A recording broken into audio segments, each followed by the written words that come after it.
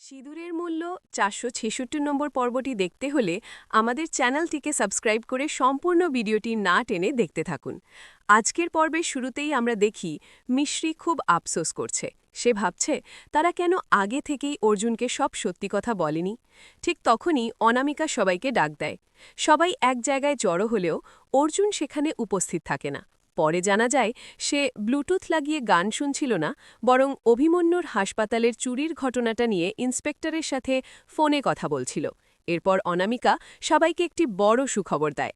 সে জানায় সিদ্ধান্ত নিয়েছে অবস্থি নিবাস কিনে তাকে উপহার দেবে, অর্থাৎ খুব শিগগিরই বাড়ির কাগজ অভিমন্যুর হাতে তুলে দেওয়া হবে। এর মধ্যেই আরও বড় চমক, অনামিকা হঠাৎ অভিকে প্রপোজ করে বসে, তুমি কি আমাকে বিয়ে করবে?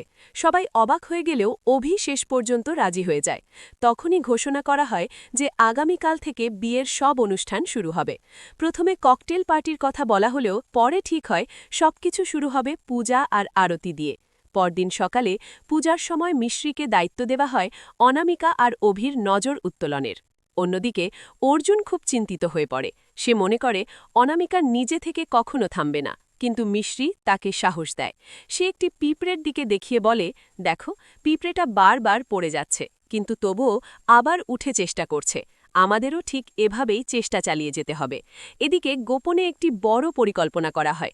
অর্জুনের হাতে একটি কেমিক্যাল দেওয়া হয়। ঠিক যখন অনামিকার নজর নামানো হচ্ছিল, তখন সেই কেমিক্যাল আগুনে ফেলা হয়। কিছুক্ষণের মধ্যেই তার প্রভাব দেখা দিতে শুরু করে। শেষে জানা যায় যে কাগজগুলো নিয়ে এতদিন লড়াই চলছিল সেগুলো আগেই পুড়িয়ে দেওয়া হয়েছিল। আজ সেই কাগজের সাথে সাথে অনামিকার অত্যাচারেরও শেষ হয়ে গেল।